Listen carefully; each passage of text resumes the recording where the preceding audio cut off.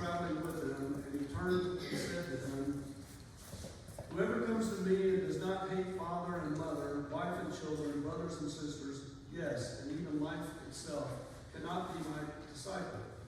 Whoever does not carry the cross and follow me cannot be my disciple.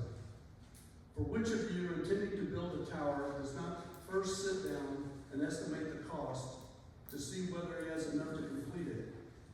Otherwise, when he has laid a foundation and is not able to finish, all who see it will begin to ridicule him, saying, 'This fellow began to build and was not able to finish.' Or what king, going out to wage war against another king, will not sit down first and consider whether he is able with 10,000 to oppose the one who comes against him with 20,000? If he cannot, then while the other is still far away, he sends a delegation and asks for the terms of peace. So therefore, none of you can become my disciple if you do not give up all your possessions." This is the word of the Lord. Thanks be to God. So this past week, we have been busy setting up the Compassion Hub, the Compassion Hub Closet. And one of the questions that came up was, how are we going to handle returns? How are we going to handle refunds? How are we going to handle exchanges? And the simple answer was, nope. No returns, no exchanges, and no refunds. And it's not because we don't care. And it's not because we just want to take your money. But this ministry of compassion is all about grace.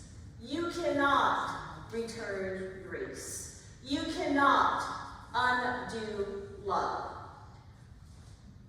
The stuff or the things that you pick up and you purchase at the Compassion Hub Closet is a gift of love, and it is a gift of grace. And so I know that goes against what most of us would like or we think, because in our culture, in our society, we're accustomed to having a 30-day money-back guarantee. We're accustomed to having a 60-day or sometimes even a 90-day money-back guarantee. That if something don't fit and if something doesn't work out, well, we take it back to the place of business and we set it on the counter and said, "Sorry, this didn't work out for me. I want my money back." And I know most of us want that. We want that safety net, knowing that we can change our minds if something does not fit right or if something does not work out. We want a guarantee before we commit. We want a way out. We want an exit strategy, right? Because how many of us walk into a new place of business or even a building, and the first thing that we look for are the exit signs, right? And for many reasons, it is a safety reasons that we ought to be always aware where the exits are. They do that in airplanes. You've been on an airplane lately, the flight attendants, that's the part of their job, is stand up there and tell all the passengers where are the exits, and they point to it. It is a precaution for safety in the event some danger should arise. And I know that nowadays, when you sign up for something, everybody wants to give you a trial period. You can try this out, and then if you don't like it, well, you can just cancel it. 3 days, 7 days, 14 days, or 30 days. Because the business or the organization is banking on the theory or the concept that you have a short memory span that you're going to forget and end up paying for that trial.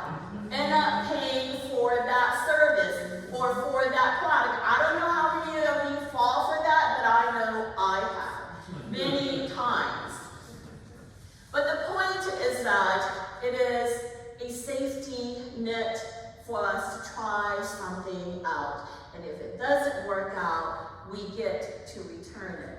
We get to take it back to where we got it from. We get to cancel the service or something that doesn't quite work out. The issue that Jesus raises in this passage from the gospel as written here by Luke is that the crowd had been following Jesus a while now. And some were curious, some were excited, and some maybe they were just naysayers, just waiting for Jesus to do some kind of mistake. And for Jesus, instead of making it easier for his followers, instead of making it easier for the disciples to make a commitment, he does quite the opposite. He does the opposite for them, and he tells them, well, look at here. If you're going to follow me, it's going to cost you everything. If you're going to follow me, it's going to cost you the very thing that you want to protect, that you want to save, that you love the most. It's going to cost you that very thing. He tells them up front, there are no fine prints with Jesus, because he tells you how much it is. It's going to cost you everything that you have. And Jesus proceeded to give two examples. He gives an example of someone that is trying to build a tower. And the person didn't consider all the costs. And he ended up with an unfinished project. And then the other example that Jesus gives is the one of a king who goes into war without considering how many troops he had. He didn't fully consider the cost. And Jesus said, well, these two examples, well, they ended up looking like fools because they didn't fully understand what they were getting themselves into. They didn't fully consider how much it was going to cost. Jesus wasn't sugarcoating the truth. He was saying, if you're not willing to go all in, then don't even bother. Jesus is saying, if you're not willing to commit all the way, then you better turn around now and don't even start. Because you're going to end up quitting halfway. And following me is not something that you can quit halfway. Following Jesus is not something that you can return if it doesn't work out. And this is the heart of the message for Jesus, because he says that following him is not a half-time job. It is not a part-time job. It is not a seasonal project. It's not a Sunday-only habit. It is a lifetime commitment. And he says, I need to be first in your very lives. I need to be first in everything that you do, in everything that you own, in every aspect of your life. I need to be first. Everything else, family, possession, the very thing that we treasure most will need to come second. And I know that's hard for us because we want to be first. We want our family to be first. We want the very thing or the very person that we so much love, that we so much treasure to be first. But Jesus knows that's not how discipleship works. Jesus says that's not the way this thing works.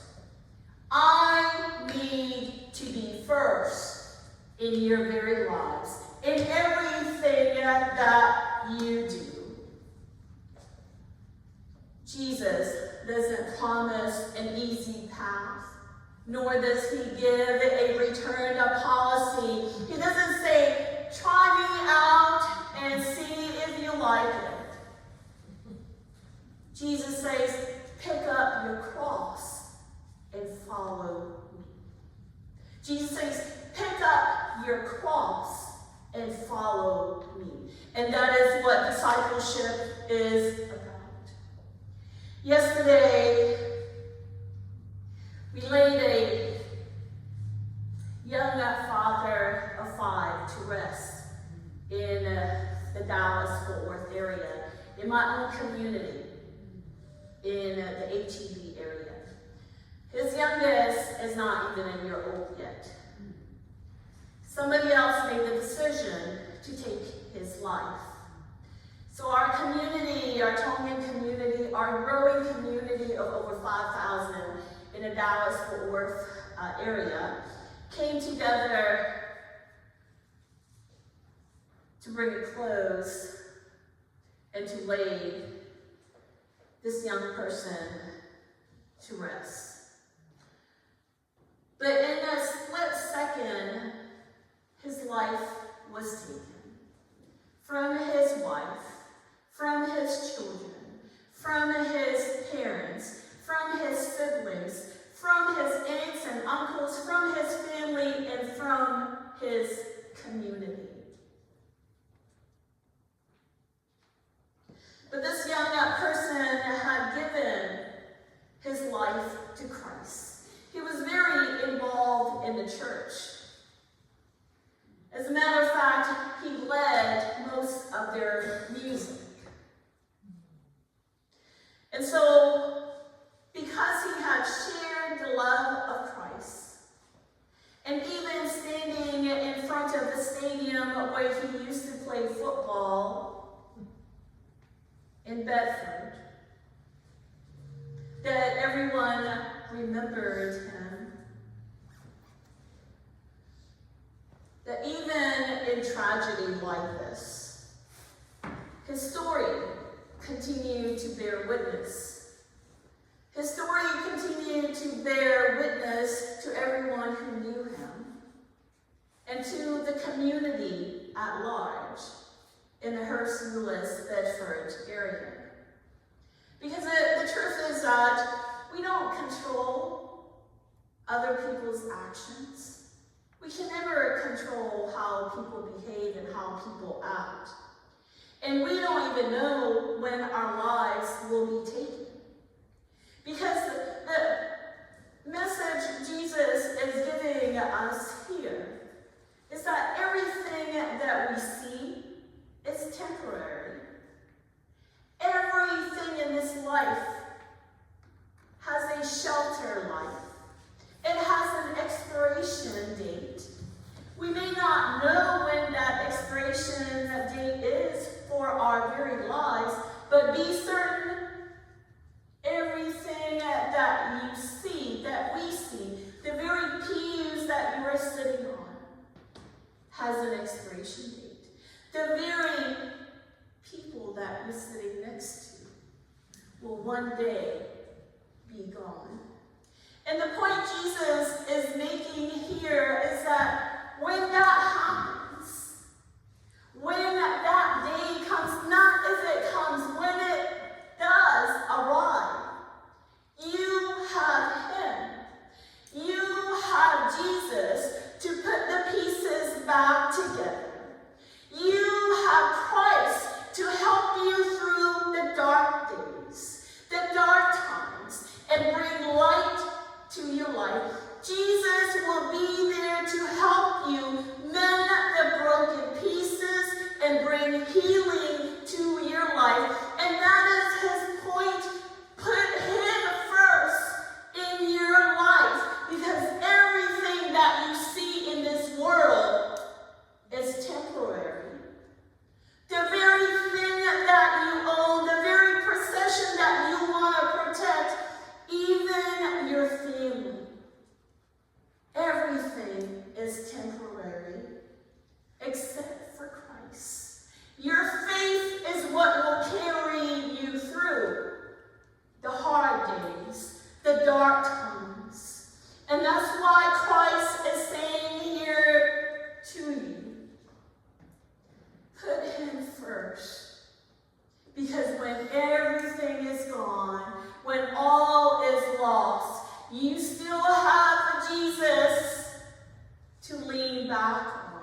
You still have God to help you through the dark days.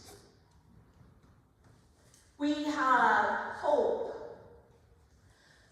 that suffering and death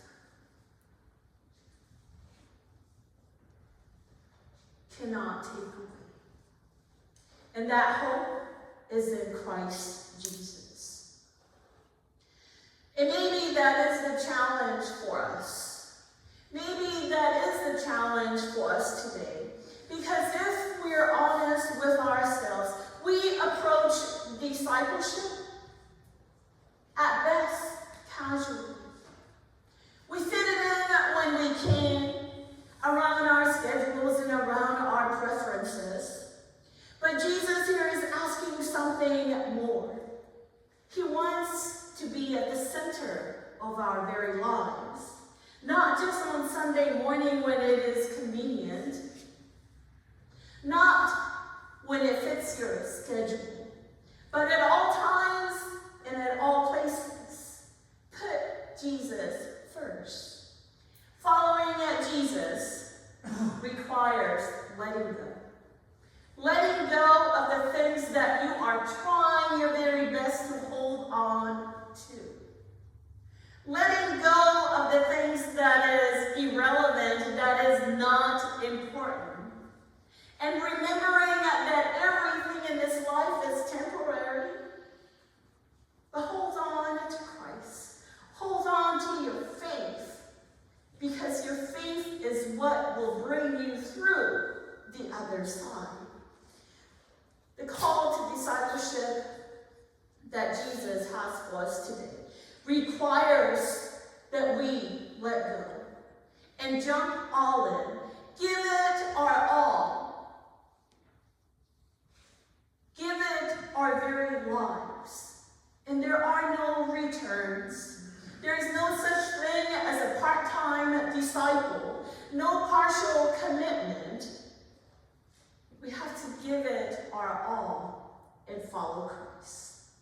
So the question for us today, are you willing to commit with your all? Are you willing to commit with your very lives to following Christ? Because Christ reminds us that he gave it his all. He gave us his all on the cross when he carried the cross so that you and I can have life in him. So today, as we come to the table, as we prepare our hearts to come to the table of grace, to the table of love, we're reminded that Jesus gave it all for us. He gave his very lives so that you and I can find new life.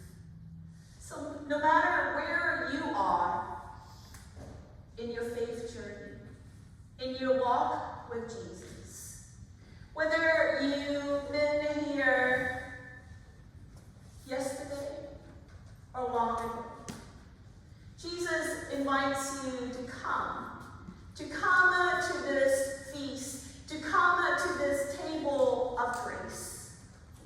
Bring your part-time commitments, your broken commitments to Christ. Bring it to this table and let Christ mend it together. Let Christ heal you. Let Christ bring you new life. We remember that on that night, Jesus and his disciples gathered in an upper room. And there Jesus had taken a loaf of bread. He blessed it, he broke it, and he gave it to his disciples and said, "Take and eat, for this is my body that has been given for you. You can't return it. This is done out of love. Do this in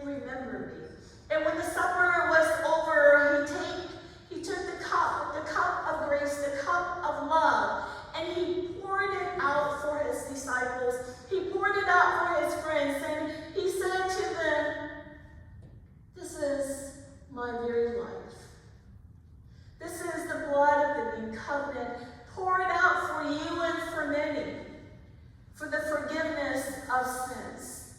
This is grace. You cannot return grace. You cannot undo love.